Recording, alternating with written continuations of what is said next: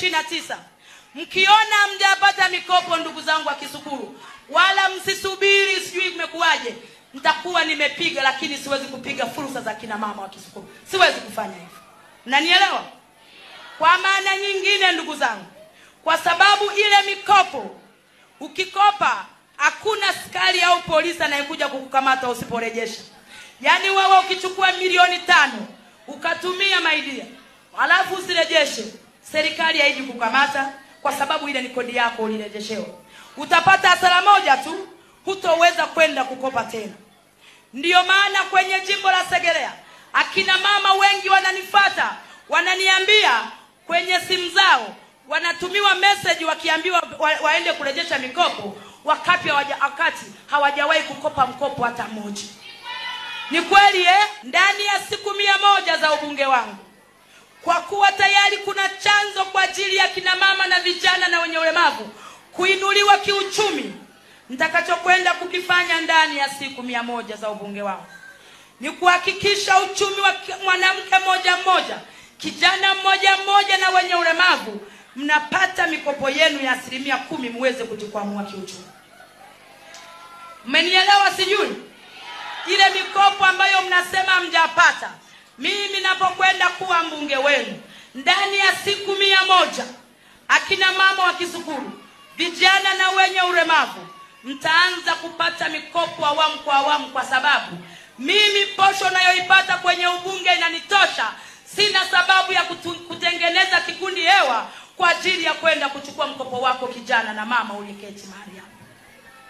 Kwa hiyo nitakapoingia madarakani, jimbo zima la Segerea, mtaa kwa mtaa, tutakuja na wahusika, tunakuja kuwakusanya walengwa wote. Mnapewa elimu, na baada ya elimu kikundi kimoja baada ya kingine mtaanza kupata mikopo, na niwahakikishieni. Na ndio maana nimekuja na media. Ndio maana vikao vyangu sifanyi sirini, nafanya hadharani, kila mmoja asikie kwamba nimeahidi akina mama wa Kisukuru, vijana na wenye ulemavu, ndani ya siku 100 za ubunge wangu mtakwanza kupata mikopo kikundi kimoja baada ya kingine.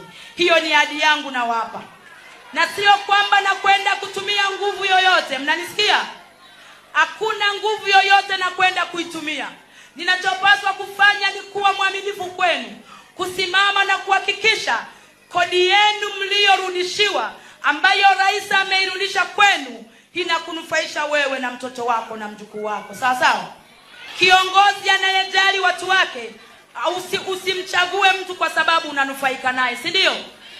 Hata asiyekuwa mpiga kura anahitaji maendeleo, anahitaji maji safi na salama, lakini kwa uelewa kawaida hata asiyekuwa mpiga kura ana uwezo wa kutafuta wapiga kura zaidi ya 10, japokuwa yeye sio mpiga kura.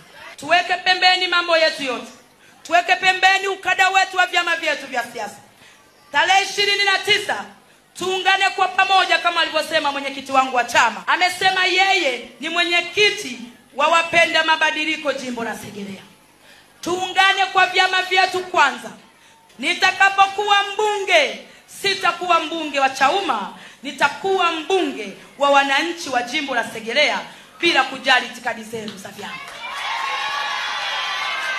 Kwa sasa tunatafuta kwanza mbunge bora wa kutuongoza. Sawa sawa? Mtakapoona ninawaongoza vizuri, mtaamua kwa mapenzi yenu kujiunga na Chauma. Sawa sawa?